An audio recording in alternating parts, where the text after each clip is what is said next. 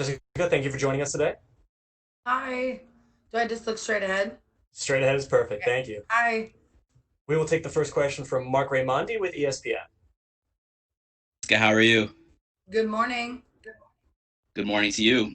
Just wondering, it's obviously been a crazy time for everyone right now, and the last few months have been, I'm sure, difficult to train to everyone's capability. I mean, what kind of challenges did you face, being in Vegas during the pandemic? I know that gyms kind of just opened there, last week or something. I was super fortunate. I'm a very self-motivated person.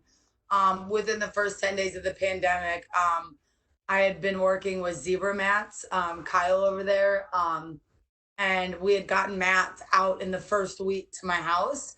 So we had a full like little wrestling area, like pads on the ground, a wall pads. I had squat racks, kettlebells, weights. So really, I feel like I've been in camp for months, already. March 15th is when, all the gyms in Las Vegas closed down, the UFC PI. That I believe was a Wednesday. And, by that following week, I was already back into training. And I've been training, since the December fight. We had a short, small break there with my elbow surgery, but there wasn't a moment that I wasn't training, and working towards being better. So no challenges for Miss I other than missing the crap out of just seeing some other human contact besides my brother and Darren, who I live with. I believe you've been training a little bit recently with Gray Maynard, and obviously he was known for tremendous wrestling throughout his MMA career. How has that helped you? Gray has been incredible. I'm so fortunate for him. Unfortunately, this time he won't be cornering with us just due to the separation. During that time, I brought out one of my old training partners during this pandemic who's actually moving to Las Vegas with his girlfriend. But you've seen him corner with me before when we were in Singapore. He's an NCAA wrestler, most recently graduated from Notre Dame College. All American. He's actually back in my corner this time. He was actually the guy that taught me my inside trip, my outside single, my doubles. So I'm really pumped to have him back. Him and Gray have very similar qualities in their wrestling style, which helps me to make my striking and my wrestling a lot better. So I'm me and Gray spoke last week. Like I said, unfortunately, he has family and kids. I want to keep them as safe as they possibly can. So we just kept our distance, and I really quarantined with my house, which was my brother, my black belt Brazilian jiu-jitsu coach, my wrestling coach, and then a couple other Ohio people that were living by themselves. So since they were by themselves, I said, come on over to the IPI and we can train. The IPI, I like that. Your last fight, of course, you won against Viviana Araujo, but you missed weight by a few pounds. Any level of concern heading into tomorrow's weigh-in? No, I had my menstrual cycle 2 weeks ago. So it was pretty awesome. I know that, you're a man and 90% of the fans are going to be men, and that you're just going to say I'm making an excuse, and I'm not. It's something you guys don't understand. It wasn't something I wanted to happen. We really, really, really, really tried. I worked with everybody the entire time. I water loaded. I was dieting. The like literally, I'm a nutrition freak, right? Like I don't eat bread, like I don't eat certain things because it's just not my style. So it wasn't a matter of preparation. My body just misfired, and unfortunately I am a woman. I am, one of my jobs in life is to have babies, and I can't help that I deal with that. And I would hope that the men, deal with low testosterone, and you have your backlashes. Us as women have menstrual cycles, and we deal with things. So they can either accept it for is what it is, or they cannot. I mean, that's not a concern to me. I just know that it won't happen again. We're working for it. I might have my period on another fight week, and I guess that we'll just keep planning like we do and tracking everything. So on point for tomorrow morning. We are on point. Great. Thanks, Jessica. Appreciate it. Good luck. Thanks. We will take the next question from Ezekiel Berganzi with Super Luchas. Hello, Jessica. How are you? I'm great. Um, you're going against Cynthia Calvillo, who is very good in the ground. No, she has a lot of submissions. And how do you see against her? Which will be the keys for a possible victory? against her on Saturday? I think I keep hearing a lot about, Cynthia's ground game, and I respect every woman I will ever come in contact with in the octagon, right? Like, this is a fight sport. We're all here because we are the elite of the elite. So no matter what weight class, no matter who they are, I mean, I'm always going to respect them. But the fact that everybody's talking about how her ground game is so much better than mine and that I should be scared, I just like to remind everybody that I live with a black belt Brazilian Jiu Jitsu specialist, who has been a black belt for many years under the Gracie family. And to give everybody a little bit of insight, I'm preparing for a Submission Underground post fight week. I'm competing that following Sunday against another black belt. So grappling has been all that I have been doing. I mean, every day me and Darren grappled and worked on my skill set that I don't think that she thinks that she's going to have much more, or even you guys keep letting her think that she's going to have this advantage over me on the ground. I have submitted people before. I will submit them again, or I'll do whatever it means to get the win. But I, I'll when the fight goes to the ground, I'll showcase my skills. And do you think people underestimate this card and underestimate you as a fighter? I I don't really know because all the people that I do come in contact with, believe in me and believe in all of us women and love this fight card. So I try to not give any attention to the 5 people that don't like it on the internet, and I focus on the 500 people that are saying all the great things. And you came of a win, and now if you beat Cynthia, do you have a focus on another title shot against Valentina, or you are only focused on this fight and fast forward and nothing matters? Like you're only focused on this fight, and let's see what's happened next. I What am do you think? I am looking forward to this fight and this fight only, and preparing for my grappling match post. This is my athletic season. I'm ready to compete, and the first 2 things that I have to take care of is Cynthia, following by my submission underground match. So right now, the task at hand is what's right in front of me. We'll make decisions as they come. Well, I don't count my eggs before they hatch. well, thank you very much, and good luck on Saturday. Thank you. And we'll take the next question from Damon Martin with MMA Fighting. Jess, obviously this is a marquee fight for this division and for you personally. You've been a part of a lot of big fights and main events outside the UFC, but a lot of co-main events in the UFC. But how big is this moment to go out there and really shine in your first, where the spotlight really is on you and you alone as the main event? It's pretty awesome because I didn't even hear the matchup when Mick and Eric talked with me. Like, it didn't even, like, I was like, main event, hell yeah, who is it? And they had already said, like, Cynthia, main event. And I was like, main event, hell yeah, who is it? And they're like, Jessica, Cynthia, main event, per Dana. And I'm like, if Dana says yes and I'm the main event, then yes, I'll take this fight. I'll do it. I doubtly I would have even agreed to this fight had it not been given a main event, because I think it's awesome. I think that we get 2 weekends in a row where women are main eventing, and it's such an evolution in the world.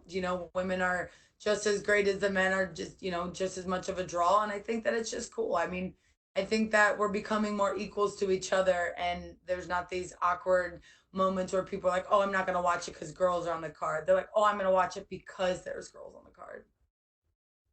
You mentioned, you said the opponent really didn't matter as much as the opportunity. And Cynthia is a very skilled fighter, but she's coming in literally her first fight as a flyweight. And there are other ranked flyweights out there, potentially that you could have fought, the Lauren Murphys, the Roxanne Modafferi, things like that. Like, at the end of the day, did the opponent matter when you actually thought about it, or was it just all about the main event? Oh man, it's kind of crazy because I think that really it wasn't either. It wasn't the main event. It wasn't even Cynthia. It's that I had been training so hard through the pandemic and in the gym. I just wanted to showcase how much my brother, me, and Darren, and Eric and my corner, we've all been, how hard we've been working through this. He was preparing, Francis Ngannou was preparing for his fight, and there was a lot back and forth. So Eric was, willing to hit mitts for me, a day or two a week. And then we were training all the time. So it was like, I don't know. I just was like so sick of being in the house. Like, wore my pretty clothes today because I was just so sick of not feeling like I couldn't express myself and show people all the changes I had made, like how much better shape I got in, how much better my ground games got, how much better my elbow is since elbow surgery. So I don't even know. Like I said, I got when I got that phone call, I was literally in between my morning session and my evening session because I'd set a schedule for myself. I created my own little work schedule throughout from March 15th until we returned. What was it? When did the world open back up? Just recently, like so. And until the gyms opened up 2.5 weeks ago. Um, so for me, it was like I don't know. I just didn't hear it. I just was like main event, yes, in shape, working your butt off. I had already planned. I'd asked Mick a couple of times, like, "Hey, you got anything for me?" And you want me, right? You want me for June? When you get here, and there was no, word. So I text him again, and I'm like, Mick, answer me. Like, I'm gonna plan for submission underground June 21st, since you don't have anything. I'm like, ugh, I'm so itching to just get back to something, some kind of like competition. And sure as crap, we got the announcement and I was like, well, we're doing both. So And last question, Jess. I want to kind of get your take on the state of the flyweight division and how this division is being perceived, by the UFC and by the fans, because it's still relatively new. There's obviously Valentina is still the first and not the first, but the only champion who's defended the belt after the title was initially introduced. But we haven't seen as many high profile flyweight fights get this kind of attention. You're in a main event. Obviously, Valentina has been in main events and co main events, but there haven't been as many high profile flyweight fights. Like, what do you make of that, and what do you make of the state of the division as we move forward into this fight and in the rest of 2020? it's pretty awesome. This will be my 13th UFC fight. I'm 10 years as a professional. I've got over 20 professional fights. You know, um, it's pretty awesome. Going into my 13th UFC fight, and I get to main event a show. So I think that the flyweight division is developing, right? It was no different than the bantamweight. I remember whenever we were like, oh, Ronda's the only one, and then we saw that title be like boom, boom, boom, boom, boom, right? Like, it takes time for things to sort themselves out. It takes time for divisions to work. I'm so proud of the flyweight division. I think all the girls are dope. I think all of them are awesome. There's only like one I really don't like, and I'm probably never gonna fight her just because I don't like her and she don't deserve to stand in the cage with me. I'll meet her in a back alley. Um, but I'm proud of everybody. I'm totally proud of the division. I'm proud of where it's going. I'm proud of what is being developed. You know what I mean? And I think that if we continue on the right track, you give moments like this where, your vets like myself get a chance to showcase our stardom as well as our athleticism and ability to create a card. um you'll see more of them. You'll see more of times you see maybe a female flyweight, maybe main event a card that isn't, the champ or the number one girl. You'll see just two really good fighters, maybe 5 and 10, or maybe unranked because they're just that good. So I think we're forever changing and developing, and that again, there's no stipulations, there's no mold to create. Just keep trying new things. Thanks, Jess. You're welcome. And we will take our next question from Gabriel Gonzalez with Cageside Press. Hi, Jessica. Can I ask, who is the fighter that you're saying you won't fight in the cage but in the back alley? Don't worry, you'll find out one day. I'm not gonna let you guys go there and start shit on my fight week. All right, no problem. One of the things, I was rereading your profile from Hallie Grossman for ESPN. Jessica, you talk about a lot of things, of overcoming that, with your father and your history, and then professionally, look, the loss to Valentina was a rough one, and you bounced back with a great performance. Mentally, how do you get past this? Because we see different people, not just fighters, struggle with it. What's the key to just, taking what you've gone through and always pushing forward and moving forward? Fighting, fighting and training isn't the hardest thing I've ever experienced in my life, and let alone at the age of 33. I'm wiser, I'm calmer, I'm better about the things that I do. That loss was not the hardest thing that I've ever had to do. Saying goodbye to my father was harder.